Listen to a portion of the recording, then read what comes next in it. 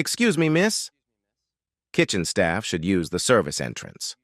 The young receptionist didn't even look up from his clipboard as he spoke to Madison Carter.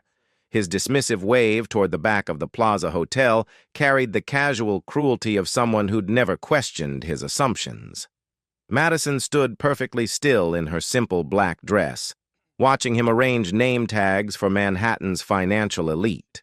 Around her, champagne glasses clinked and voices buzzed with the comfortable confidence of inherited wealth.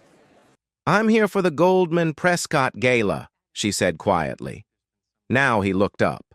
His eyes swept over her once, then again, as if confirming what he'd already decided. "I think there's been some mistake. This is a very exclusive event." Behind her, a woman's voice added fuel to the fire. "Is there a problem here?" "We can't have disruptions tonight." Madison felt the familiar weight of their stares, the collective judgment of people who measured worth by appearance rather than achievement. She reached into her portfolio, her fingers brushing against documents that could reshape everything they thought they knew about power. But not yet. First, she needed to see exactly how deep their prejudice ran. Madison approached the reception desk, where a young man with perfectly styled blonde hair stood arranging name tags. His blue eyes swept over her from head to toe in a single dismissive glance, the kind of look that measured worth in melanin content rather than merit. "Excuse me?" she said, her voice carrying the refined cadence of Harvard Business School. "I'm here for the Goldman Prescott Gala." The receptionist's mouth twitched into something resembling a smile. "I think you might be looking for the service entrance. Kitchen staff should report to the back of the building." His tone carried the casual cruelty of someone who'd never questioned his place in the world's hierarchy. Madison's expression remained serene. "I have an invitation." "An invitation?" He laughed, the sound sharp enough to cut crystal. "Miss, this is a private event, very exclusive. I think there's been some kind of misunderstanding." From behind her, a woman's voice dripped with practiced condescension. "Is there a problem here?" Margaret Whitfield, wife of a real estate mogul, approached with the measured steps of someone accustomed to commanding attention. Her pearl necklace caught the light as she assessed Madison with the critical eye of an appraiser examining questionable merchandise. "This young woman seems confused about the event," the receptionist explained, his voice carrying just enough volume to attract nearby attention. Margaret's gaze sharpened. "Are you with the catering company? Because if so, you're quite late, and this really isn't appropriate attire for service staff." Madison reached into her portfolio and withdrew the embossed invitation, her movements deliberate and unhurried. "Madison Carter, Carter Strategies." She extended the card with the same calm she might display during a hostile takeover. Margaret accepted the invitation as if it might contaminate her white gloves. She studied it with the intensity of a detective examining evidence of a crime. "This is unusual. I don't recall seeing anyone like you at these events before." The words hung in the air like smoke from an expensive cigar. Around them, conversations began to pause as heads turned toward the developing scene. Madison felt the weight of their stares, each gaze a judgment rendered without evidence, a verdict delivered without trial. "Perhaps there's been some mistake," Margaret continued, her voice carrying across the lobby. "These invitations are quite exclusive. Family connections, you understand. Generational relationships." Madison's smile never wavered. "I understand perfectly." But her dark eyes were already cataloging faces, memorizing names, calculating the cost of their assumptions. In her mind, she was composing the message that would end the Prescott dynasty's century-long reign over Manhattan's financial district. 20 minutes had become 15. The commotion had drawn Charles Prescott III from the main ballroom. He emerged like a shark sensing blood in the water, his platinum cufflinks catching the chandelier light as he approached.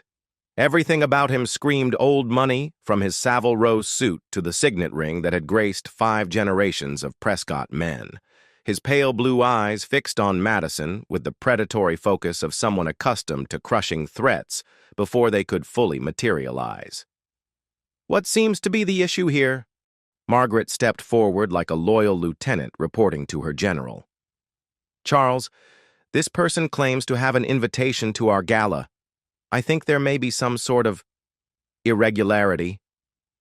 Charles examined Madison with the clinical detachment of an entomologist studying an unusual specimen. Irregularity? His laugh was cultured, cruel. "I think the word you're looking for is impossibility." He gestured toward the ballroom where Manhattan's financial elite mingled beneath oil paintings of dead robber barons. "Miss, do you have any idea what kind of event this is? These are people whose families built this country's economic foundation. Rockefeller descendants, Carnegie inheritors. This isn't some charity function where anyone can simply walk in." Madison's voice remained level, professional. "I was invited by Goldman Sachs as a potential partner for the Prescott Holdings merger." The silence that followed was deafening. Charles's eyes narrowed to slits. "Partner?" The word dripped with disbelief. "Young lady, I think someone has played a very cruel joke on you. The financial world doesn't work the way it does in Hollywood movies." A small crowd had gathered now, drawn by the novelty of confrontation in their usually predictable world. Madison recognized faces from Forbes covers, CEOs whose decisions moved markets, all watching her like specimens in a zoo. "Perhaps," Charles continued, his voice rising to ensure maximum audience, "you should return to wherever you came from. This gathering requires a certain pedigree, a heritage that can't be manufactured or imitated." Madison's finger moved almost imperceptibly, activating her phone's recording function. Evidence. Always collect evidence. Dr. Jonathan Hayes, a pharmaceutical executive, stepped forward with the confident stride of someone riding the social wave. "Charles is being diplomatic. What he means is that this level of finance requires generational trust, family names that have proven themselves over decades."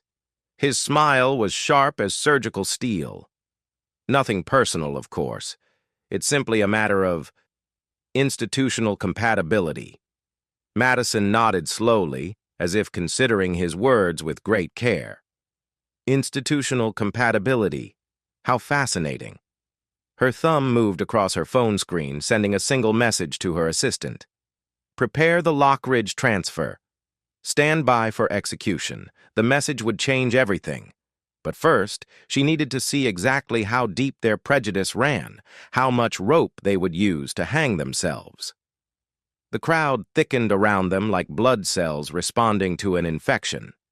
Madison found herself at the center of a circle that felt more like a tribunal than a social gathering. Charles Prescott stood before her like a judge preparing to deliver sentence, his family's century of financial dominance giving weight to every word. "I think," Charles announced, his voice carrying the authority of someone who'd never been denied anything, "we need to address this situation directly." He turned to the growing audience of New York's financial elite. "Ladies and gentlemen, we seem to have an individual who believes she belongs in our world." Nervous laughter rippled through the crowd. Madison stood perfectly still, her dark eyes moving from face to face, cataloging each expression of amusement, each smirk of superiority. She was building a case, collecting evidence for a trial that would be decided not in courtrooms, but in boardrooms. Vivian Prescott emerged from the ballroom like a grande dame, making her entrance at the opera. At 75, she remained the iron backbone of Manhattan's most powerful financial dynasty. Her platinum hair was arranged in a style that hadn't changed since the Kennedy administration, and her blue eyes held the cold authority of someone who'd spent 5 decades deciding who belonged in which rooms. "Charles," Her voice carried the crisp authority of old money. "What is this commotion? We have important guests waiting." Charles straightened like a soldier reporting to his commanding officer. "Mother, this person claims to be invited to our gala. She says she's some kind of financial partner." Vivian's gaze fell upon Madison with the weight of historical judgment. "Financial partner?" Her laugh was crystalline, cutting.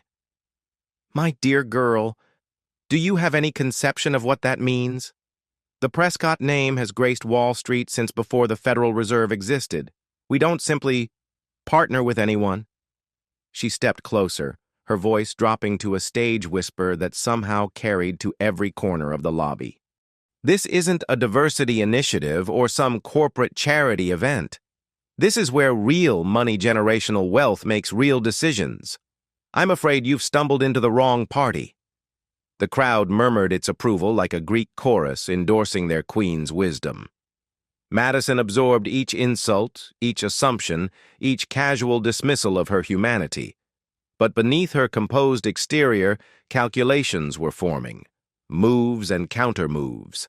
Strategic decisions that would reshape the power structure of Manhattan's financial district.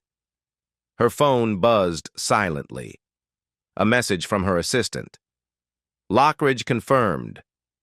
$900 million transfer ready on your signal." Madison's thumb hovered over the response button. Not yet. Let them dig deeper. Let them fully commit to their prejudice before she showed them the cost of their assumptions. "Perhaps, Doctor," Hayes suggested with mock helpfulness, "security could escort this young woman out? Gently, of course. We wouldn't want any unpleasantness." Charles nodded approvingly. "Excellent suggestion.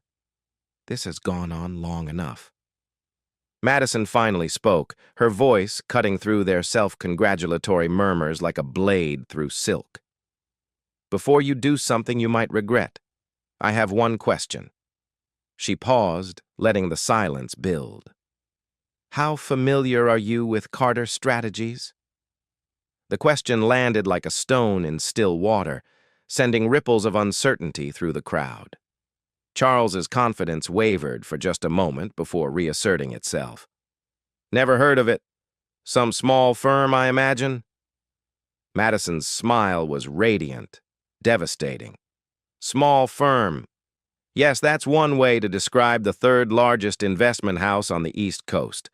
The first crack appeared in Charles's armor of certainty, but he was committed now, pushed forward by decades of unquestioned privilege and the watching eyes of his peers. "The third largest," he began, then stopped. His phone was buzzing insistently in his jacket pocket. He ignored it, but the device continued its urgent summons. "I think," Madison said quietly, "you should take that call." The escalation began with the subtle shift in crowd dynamics, like the moment before an avalanche when individual stones begin their descent. Charles Prescott's phone continued its insistent buzzing, but his pride demanded he ignore it. He stood before Madison like a gladiator in an arena, unaware that the lions had already been released. "Miss Carter," he said, his voice carrying the practiced condescension of someone who'd spent his life looking down at others. "I don't know what game you're playing, but this charade has gone on long enough. Level 1 escalation, the personal assault." Charles stepped closer, invading Madison's personal space with the aggressive confidence of someone who'd never faced real consequences. "Do you have any idea who you're talking to? My family has been managing wealth since before your great-grandparents were—" He caught himself, but the implication hung in the air like toxic smoke. Madison's expression never changed. "Please, continue. I'm fascinated by your family history." "What Charles means, Doctor," Hayes interjected, moving to flank Madison like a coordinated attack, "is that this industry requires a certain cultural understanding, generational connections, trust that's been built over decades between families who understand each other." The dog whistle was deafening in its silence. Madison's phone buzzed, another message from her assistant. Prescott Holdings stock down 2% on merger uncertainty rumors. Perfect timing for transfer. Level 2 escalation. The crowd joins the feast. Margaret Whitfield stepped forward, emboldened by the male support. I think we're all being very patient here. But this is becoming disruptive to our actual guests. Disruptive, echoed Robert Sterling, a hedge fund manager whose portfolio was built on insider trading that somehow never quite crossed legal lines. That's exactly the word. Some people don't understand the concept of appropriate boundaries. More voices joined the chorus, each adding their own note to the symphony of exclusion. Madison stood at the center like the eye of a hurricane, calm while chaos swirled around her.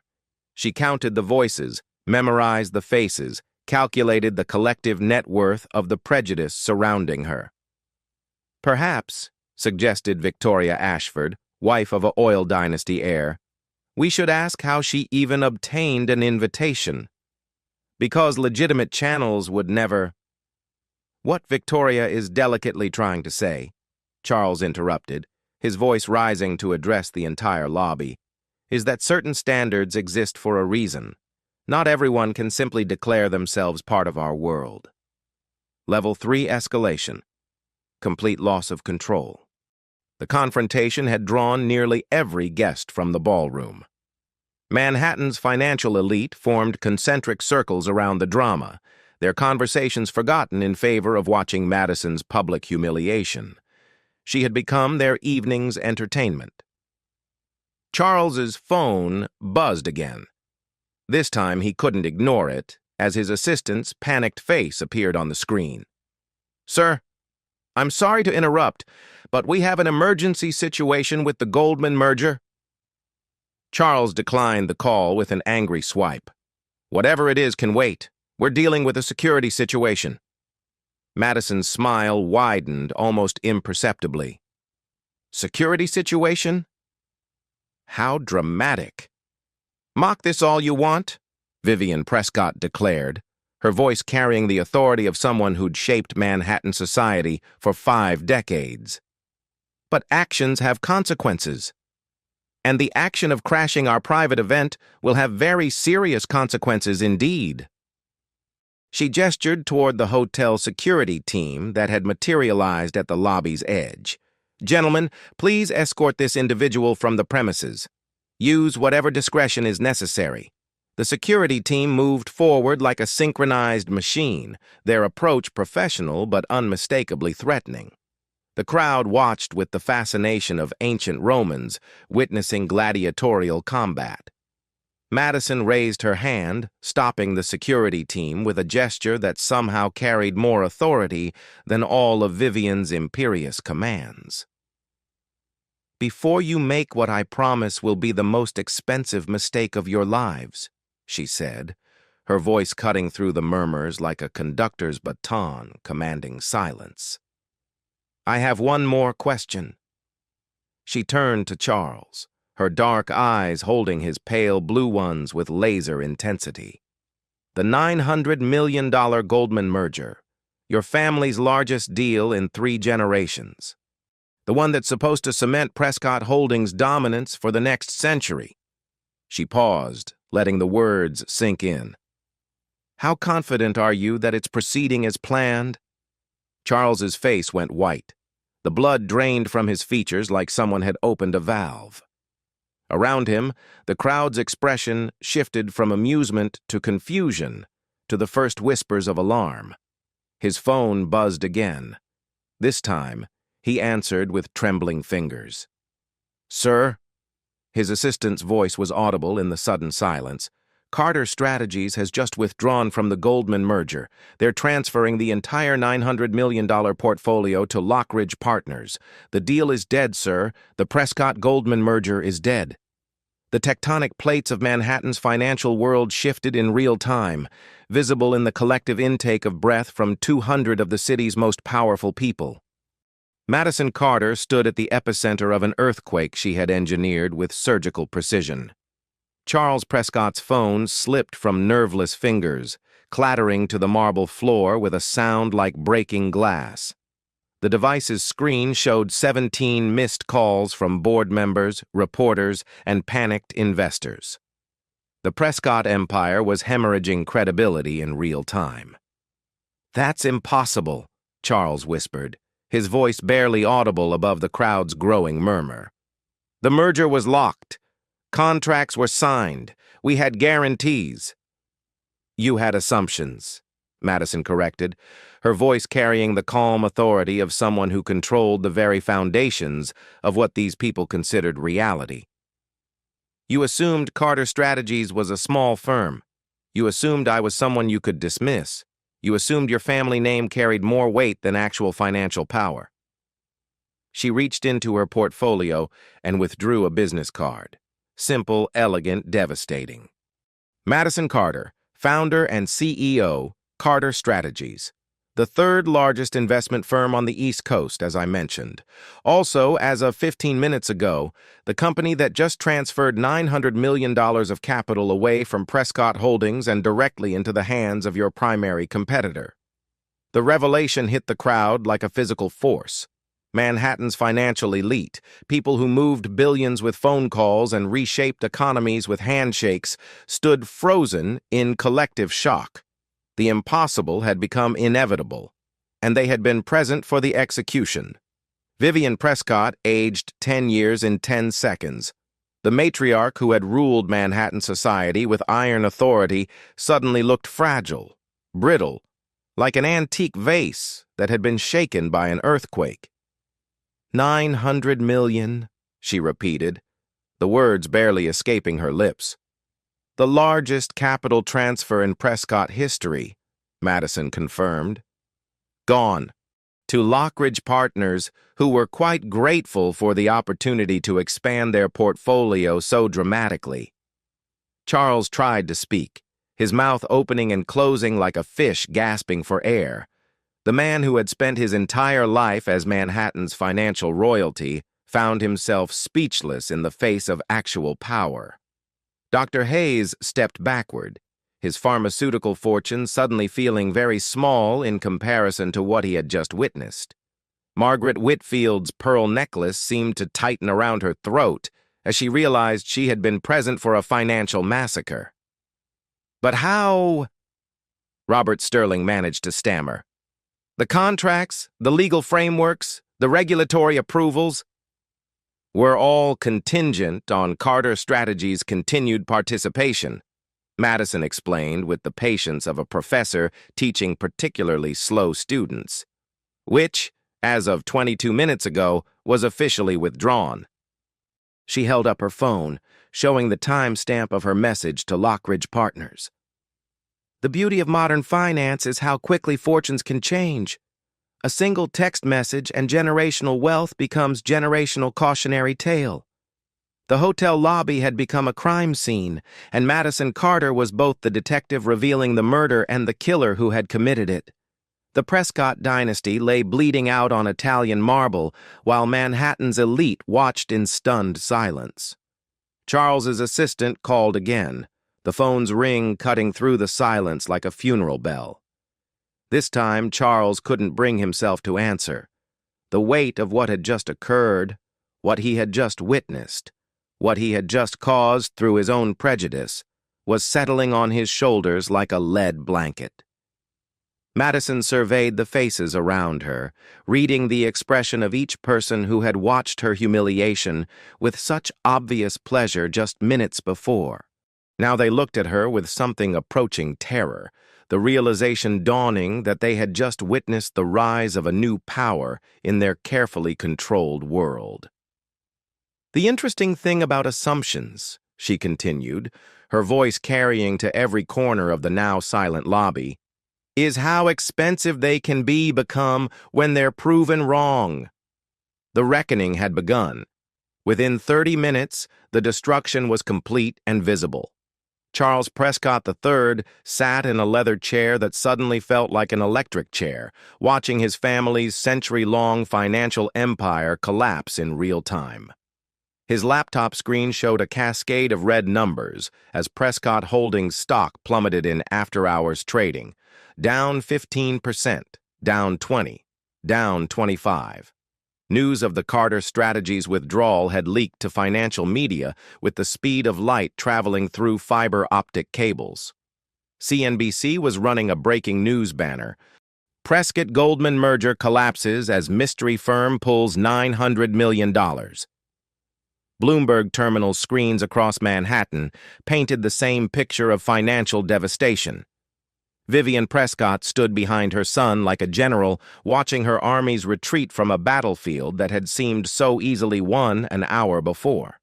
Her blue eyes, which had sparkled with cruel amusement during Madison's humiliation, now held the hollow look of someone watching their legacy crumble in real time. "How did we not know?" she whispered, her voice carrying the bewilderment of someone whose information network had just proven catastrophically inadequate. "Carter Strategies manages hundreds of billions. How did we not know who she was?" Charles couldn't answer. The question revealed the depth of their bubble, the completeness of their isolation from any reality that didn't reflect their own assumptions. They had been so certain of their superiority that they had never bothered to research the very person whose money was making their merger possible. Madison had not left the lobby. She stood near the reception desk where the evening's humiliation had begun, accepting phone calls from reporters who somehow already knew she had been present for the Prescott family's public meltdown. "Miss Carter," a voice called from across the lobby. Jonathan Hayes approached with the careful steps of someone navigating a minefield. The pharmaceutical executive who had been so confident in explaining institutional compatibility now looked like a man approaching a firing squad. "Dr. Hayes," Madison acknowledged with professional courtesy that somehow felt more cutting than any insult could have been. I think there may have been some misunderstandings tonight." His voice carried the desperate tone of someone trying to defuse a bomb that had already exploded. "Perhaps we could discuss this privately. Clear the air. Find some common ground."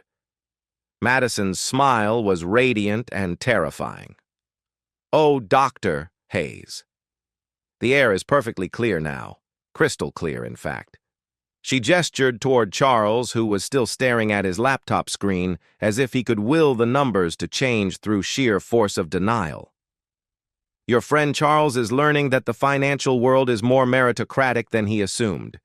Generational wealth means nothing when generational assumptions prove catastrophically wrong." Margaret Whitfield approached with the desperate courage of someone who had just realized she had insulted the most powerful person in the room. Her pearl necklace caught the light as she attempted what might have been intended as an apologetic smile. "Miss Carter, I think we all got off on the wrong foot tonight. Perhaps we could start over. Fresh beginnings, you know. Clean slate." "Clean slate," Madison repeated thoughtfully. "How interesting." "Because the slate was never dirty.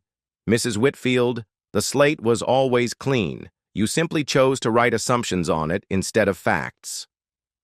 The crowd that had gathered to watch Madison's humiliation now found themselves witnessing something far more rare and valuable: the real-time dismantling of Manhattan's financial aristocracy. They watched like anthropologists observing the collapse of a previously unstudied civilization. Charles's phone rang again. This time he answered, his voice barely recognizable as he spoke with what was clearly another board member. "Yes, I understand. No, I don't think we can recover the Carter portfolio. No, I don't know if we can salvage the Goldman relationship. No, I don't know what happens next." He ended the call and looked at Madison with the expression of a man who had just realized he was completely, catastrophically outmatched. "The board is calling an emergency meeting. They want to discuss leadership changes." Madison nodded with the sympathy of a surgeon explaining a terminal diagnosis. "I imagine they do. $900 million represents a significant fiduciary failure, the kind that typically results in very permanent personnel adjustments." "Miss Carter," Vivian Prescott's voice cut through the conversation with the last reserves of her authority. Surely we can reach some accommodation. Business is business after all. Personal feelings aside, Madison turned to face the matriarch who had orchestrated her public humiliation with such obvious pleasure. Business is business, she agreed. And the business reality is that your family just demonstrated why inherited power is no match for earned competence. She held up her phone, showing the flood of congratulatory messages from competitors, reporters, and investment partners. Lockridge Partners is very grateful for the expanded portfolio. Goldman Sachs is very interested in maintaining their relationship with Carter Strategies. And the Wall Street Journal is very interested in speaking with me about tonight's events. The final nail in the coffin came in the form of a young woman in her 20s, approaching the group with the confident stride of someone carrying important news. Mr. Prescott, I'm Sarah Chen from the Wall Street Journal. I understand you were present when Miss Carter withdrew from your merger tonight. Would you care to comment on the circumstances that led to this decision? Charles looked at the reporter like she was speaking a foreign language. How could he explain that his family's financial empire had collapsed because they had assumed a black woman couldn't possibly belong in their world? Madison stepped forward with the grace of someone accustomed to media attention. Miss Chen, I'd be happy to provide context for tonight's business decisions. And with that, the narrative shifted permanently. No longer was this a story about the Prescott family's business setback. Now it was a story about Madison Carter's business triumph and the assumptions that had made it both necessary and inevitable. The reckoning was complete. The revolution had been televised. 7 days later, Madison Carter stood before a wall of cameras in the Carter Strategies conference room, 40 floors above Madison Avenue. Sunlight streamed through floor-to-ceiling windows, illuminating the awards and accolades that lined the walls, testaments to a career built on competence rather than inheritance. The press conference had been scheduled to address recent market developments, but everyone in the room knew they were witnessing something more significant. The financial press had spent the week dissecting the Prescott Holdings collapse, and Madison's name had become synonymous with a new kind of power in Manhattan's old money establishment. The events at the Plaza Hotel last week, she began, her voice carrying the calm authority that had become her trademark, were not about personal revenge or individual grievances. They were about a fundamental question that our industry must answer. Are we building a financial system based on merit, or are we perpetuating a system based on prejudice? The room was silent except for the soft whir of cameras and the occasional rustle of notebook pages. Financial reporters who had covered mergers and acquisitions for decades found themselves documenting something unprecedented, the real-time evolution of Wall Street's power structure. When I walked into that lobby, I was not Madison Carter, CEO of one of the largest investment firms on the East Coast. I was simply a black woman in a space where black women are assumed not to belong. The distinction cost the Prescott family $900 million and their reputation. But more importantly, it revealed the true cost of our industry's unconscious biases. She paused, letting the weight of her words settle over the assembled reporters.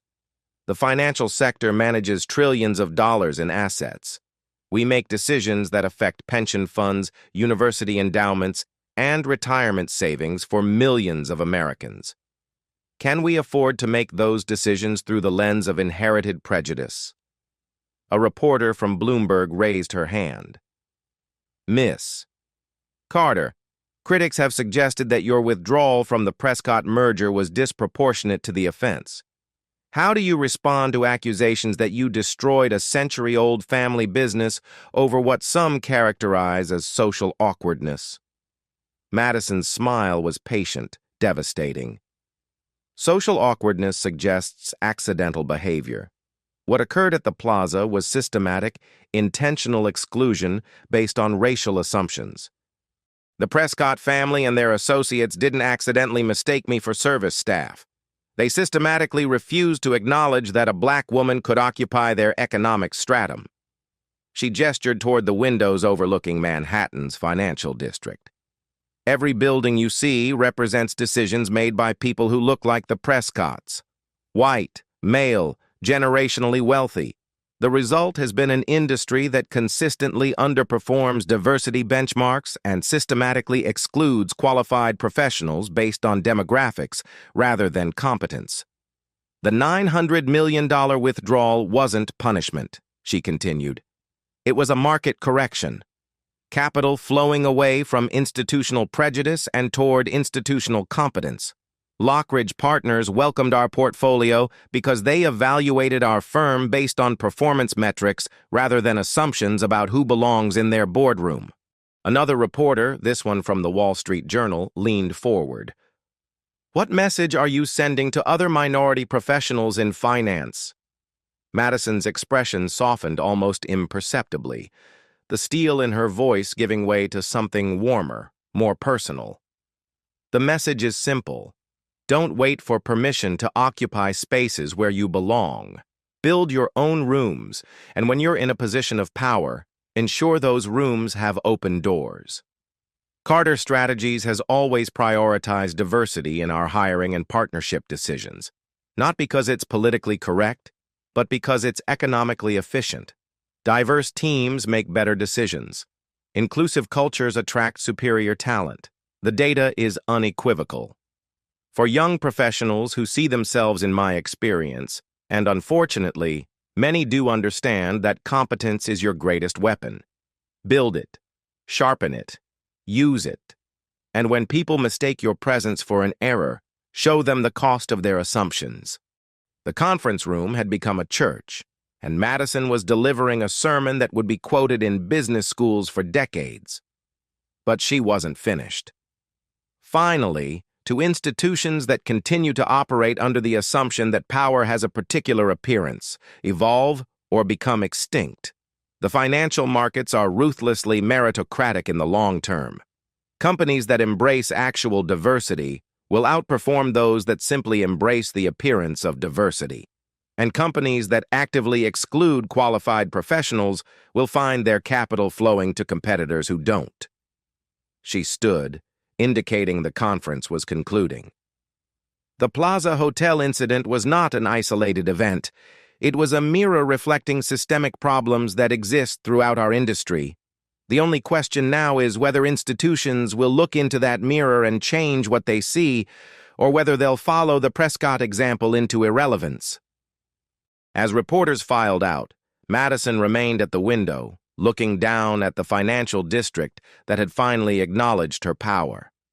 Her phone buzzed with messages from politicians, business leaders, and university presidents, all requesting meetings, partnerships, consultations.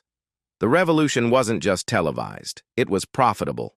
The change began immediately, but the real transformation took time to fully manifest.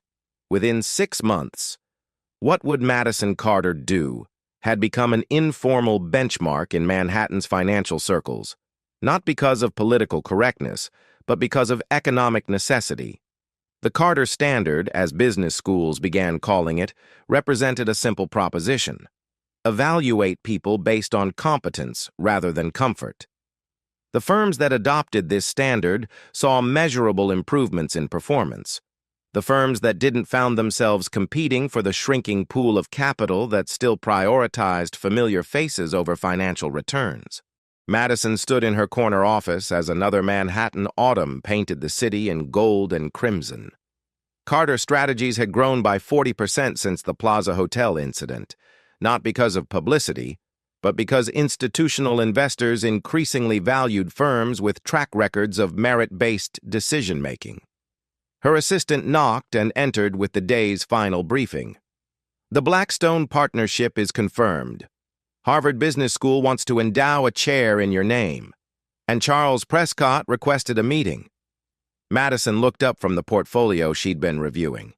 Charles Prescott wants to meet? He's starting a consulting firm focused on diversity and inclusion in finance. Apparently, he wants to discuss how his experience might inform more effective approaches to institutional change. Madison's laugh was genuinely warm. How interesting. Schedule it for next week. I'd like to hear what he's learned. Through her window, she could see the Plaza Hotel in the distance, its lights beginning to twinkle as evening approached. The building looked smaller now somehow, less imposing. The power it had represented, inherited, assumed, unchallenged, had given way to something more substantial. The revolution hadn't just changed Manhattan's financial district, it had changed the definition of power itself. No longer was influence measured by the age of your family name or the color of your skin. Now, it was measured by the quality of your decisions and the results of your leadership. And in conference rooms across the city, a new generation of professionals were learning that belonging wasn't something you waited to be granted. It was something you earned, claimed, and defended. Power, it turned out, had no color, but justice always did. The story that began with assumptions ended with evolution. The financial district that had once excluded based on appearance now competed for talent based on ability. And the woman who had been mistaken for service staff had become the standard by which service itself was measured. Madison Carter had done more than cancel a $900 million deal. She had restructured the economics of prejudice, making bias too expensive for any rational institution to afford. In the end, that was the most revolutionary act of all, making equality profitable. As Manhattan's light sparkled below her office window, Madison smiled and returned to her work. Tomorrow would bring new challenges, new opportunities to prove that competence knew no boundaries. But tonight, she could rest in the knowledge that the playing field had been permanently leveled. The revolution was complete. The future was open for business,